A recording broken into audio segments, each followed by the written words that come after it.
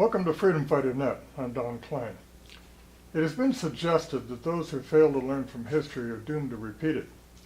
It has also been suggested that those who don't know where they have been have no idea where they're going. I thought today would be a good opportunity to point out the steady trek our nation, our government, and its shadow handlers in the international financial industries have taken us from the time our nation was founded to present day, and the next step in their plan. The purpose of this presentation is to point out to you that nothing ever changes. Things may seem different today, but the reality is we have the same enemies today that we had during the American Revolution. They are the enemies of liberty. The very concept that private individuals should have the right to rule themselves according to their own lights and not live to support their self-appointed masters in luxuries sticks in their craw. They cannot abide it, and they won't abide it. That's why it is time to reveal the timeline to the second Bolshevik insurrection, right now currently underway. The first thing you need to know is that in the 1700s and today, Great Britain, our enemy during the American Revolution, was and is today the wholly owned subsidiary of the City of London bankster cartels that ran the world for hundreds of years before America was discovered. The bankers infested the British House of Lords, and they owned the government, and they owned the king, and they owned the aristocracy. Well, they were the aristocracy, and the aristocracy owned everyone else. So now let's get started. This insurrection in the United States of America is happening right now, before our very eyes. It started a long time ago, about 1832 in fact, but it has been accelerating for the last 60 years. After the Reagan presidency, the acceleration has been breathtaking. The first enemy agent currently infesting our White House is there to bring it to the final conclusion, and he is very close to accomplishing his assigned task. Understand that the first enemy agent is a Marxist and a con man. I repeat myself. But the internationalist bankster cartels backing him don't give a flying frisbee for political ideology. They will sell you whatever ideology you are sucker enough to buy, as long as you let them run it. Right now, the suckers are buying cultural Marxism because they think the freebies are free. So these self-appointed masters of mankind are ramming cultural Marxism down everyone's throat because that's what the suckers are buying. If you're a sucker for cultural Marxism, what Marxist V.I. Lenin called his useful idiots, you need to wake up and smell the crap before it buries you. Now I need to warn you about something. The information I'm about to give you is dangerous to the established powers that be. They will hurt you if you threaten their power. Be careful. A lot of this has been tested in court before incompetent or corrupt or both judges, some of whom I have personally observed counseling the government on how to proceed in their prosecution against innocent patriots. People have lost their liberty, their property, their marriages, their families, and sometimes their lives for attempting to bring government to heel using this information, or using other bogus information because they didn't understand this information. I do not advocate using any of this information to take government to court.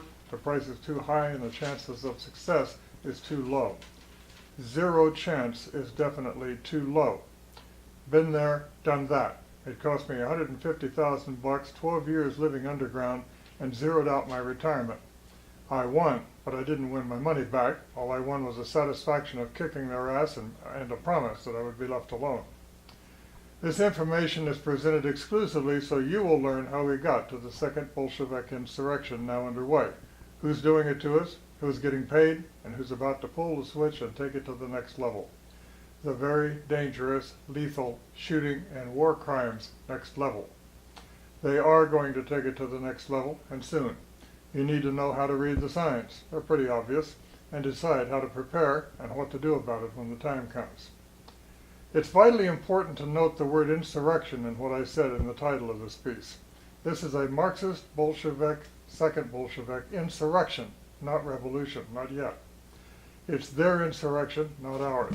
It will become their revolution when they get all their ducks in a row. We are their ducks. We will be required to get in line, offer up our weapons, and prostrate ourselves before them before the next step can be executed. This requires us to accept their rule and reject our founding constitution as if it were dissolved. If we allow ourselves to suffer the first, we will be required to do the rest as a fait accompli under their guns. This insurrection is being run from the top down, and they don't care about the useful idiots on their side. They're just cannon fodder. This is not a grassroots effort, but they're trying to make you think it is by recruiting suckers to carry their water and be their cannon fodder when the time for the next step comes. On the other hand, we do care about the people on our side. We care about the Constitution and our liberty under the rule of law. We reject, with extreme prejudice, the rule of man they are trying to ram down our throats. Here's the point. We don't have to engage in insurrection or revolution to stop these Marxist thugs. I call them the Marxist Mafia. We don't have to because we have the law on our side.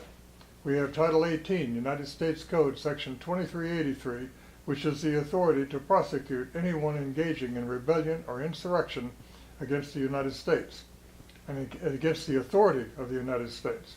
And in case you didn't know, the only authority of the United States, now let this burn in real good, the only authority of the United States is the Constitution of the United States.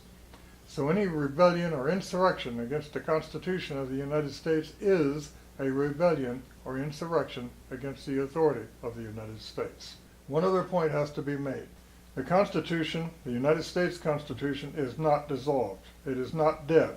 Don't ever think it is. Don't ever say it is. That's what they want you to believe.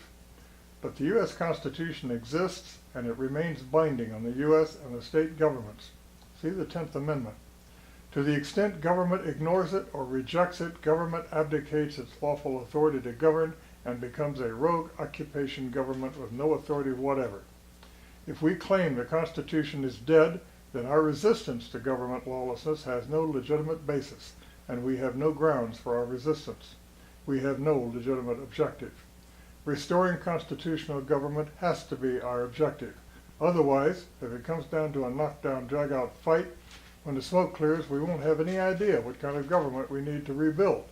And any damn self-appointed despot can con us into a tyranny just as these idiots are trying to con us now. If you don't stand for principle, you'll fall for any damn con game that offers you freebies, and that's how we got into this mess.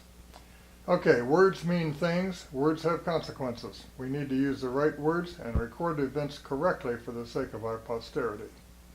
So let's get back to where the whole thing started. March 5th, 1770. A bunch of rowdy American hooligans taunted the Redcoats in Boston until they opened fire. 5 male civilians killed, 6 wounded. Remember Kent State? Same situation. Anger at the British occupation of the colony simmered. 5 years later, April 19th, 1775, British General Thomas Gage dispatched Colonel Francis Smith, Marine Major John Pitcairn, and 700 British regulars, redcoats, to search the town of Concord for military arms because the colonists were getting obstreperous over the tyrannies and oppressions they were experiencing, and the king's tyrants were getting nervous. The king, King George, told Thomas Gage to suppress the colonists. Lexington was on the route to Concord. The company of British regulars was met on the green at Lexington by militiamen led by Captain John Parker, who told his men, "Don't fire until fired upon, but if they want a war, let it begin here." "Disperse, you damned rebels," came the order from a British officer. 8 militiamen were shot, 1 redcoat was slightly injured. The company of redcoats proceeded to Concord, where they found no arms, the people had hidden them, but found themselves instead surrounded by a whole heck of a lot of very pissed militiamen who ushered them all the way back to Boston with very accurate and nearly continuous musket fire. The war for American independence had begun. July 4th, 1776. Our Declaration of Independence was drafted by Thomas Jefferson and passed unanimously by the 13 colonies. Quote, "We hold these truths to be self-evident, that all men are created equal, that they are endowed by the Creator with certain unalienable rights, that among these are life, liberty, and the pursuit of happiness. That to secure these rights, governments are instituted among men, deriving their just powers from the consent of the governed.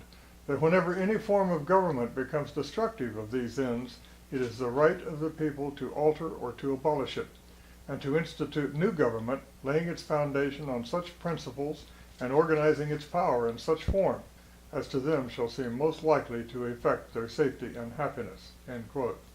Very powerful words. Please read the Declaration of Independence and note the similarities between the tyrannies and oppressions the founders experienced and what we are experiencing today. It's available on the web, and the similarities are striking.